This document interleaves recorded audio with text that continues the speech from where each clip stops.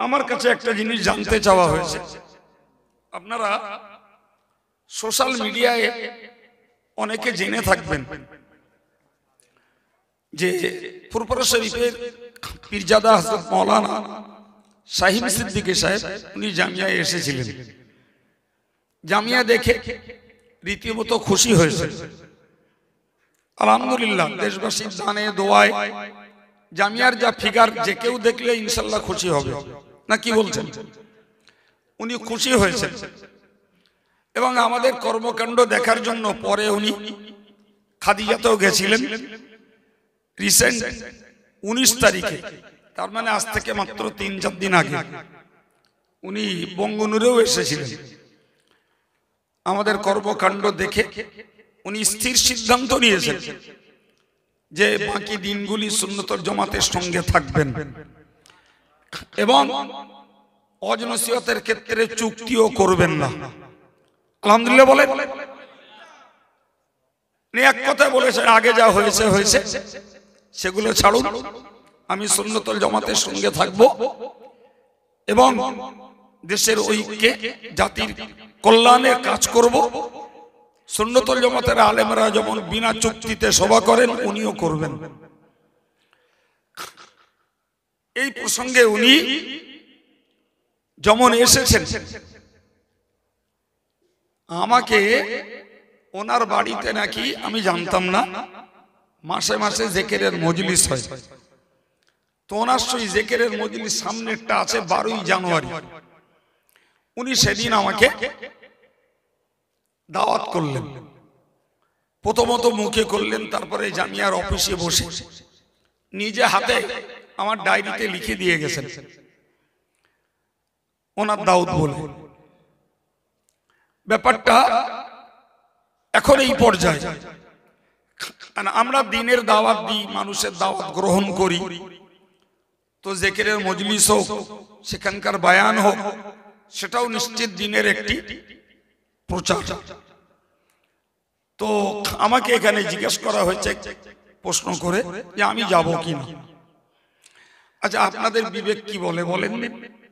উনি নিজে এসেছেন আর আমাকে দাওয়াত দিয়ে গেছেন, তা আমার যাওয়াটা মানবিকতা না না যাওয়াটা মানবিকতা? তো আপনাদের যখন সবার মতামত ওই জায়গায়, আমিও আমার মনের দিক দিয়ে যাওয়ার জন্য নিয়ত করে নিয়েছি। জি, আমরা যাব, দাদা হুজুরের মাজার জিয়ারত করব। সময় তো সংক্ষেপ সবারই, জি। এবং ওই দিন আমার যে দাওয়াত আছে সেটাও জটিলতায় পৌঁছে গেছে, কেন ওখানে যে ফিরে এসে তাও সন্ধ্যেবেলার সময় দিতে হবে। তো আমরা যাব, মাজার জিয়ারত করব এবং সেখানে কিছু বায়ান হবে, জিকিরের মজলিস হবে, দোয়া সবরিসিনি করে ফিরবো ইনশাআল্লাহ। আমি যাব। উনি অর্থাৎ পীরজাদা শাহীন হযরত মাওলানা শাহীন সিদ্দিকী সাহেব, উনি আবার নতুন করে লাইভে এসে আঞ্জুমানের আলেমদেরকেও, আমাদের ইউটিউবার এবং সাইবার ছেলেদেরকেও, এক কথায় সবাইকে যাওয়ার জন্য উনি নিজেও দাওয়াত দিয়ে গেছেন। যাই হোক, আমার কাছে ভাইরা জানতে চাইলেন আমি যাব কিনা। তো আমার যাওয়ার মন তো নিয়ত তো করেছিলাম, তাতে আপনারা সমর্থন দিয়ে আরো বিষয়টাকে মজবুত করে দিলেন, আলহামদুলিল্লাহ।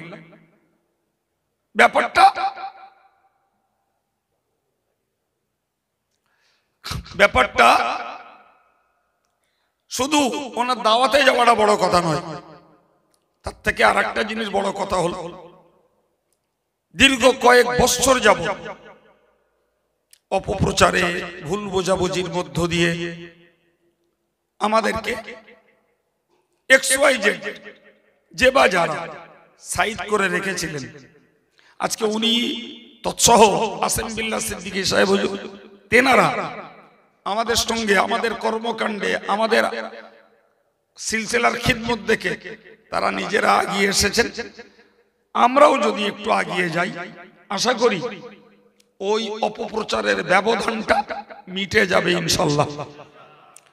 এবং প্রত্যেকটা ইমানদার মুসলমান শান্তিপ্রিয় মানুষের এটাই কামনা যে ভুল বোঝাবুঝির এই দ্বিধা দ্বন্দ্বটা মিটে একাকার হোক।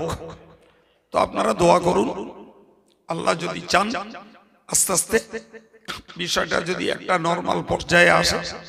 আমরা তো কাউকে বয়কট করে রাখিনি, নাকি শুনেছেন কোনদিন? না। তেনারা যখন আমাদেরকে মহব্বত করে, ভালোবেসে, স্নেহ করে, কাজে খুশি হয়ে ডাকছেন, ফলে আমাদের যাওয়াটাই মানবিকতা এবং ভবিষ্যতের সঙ্গবদ্ধতার জন্য এটা একটা মাধ্যম হবে ইনশাআল্লাহ। বাকি আপনারা কি করবেন সেটা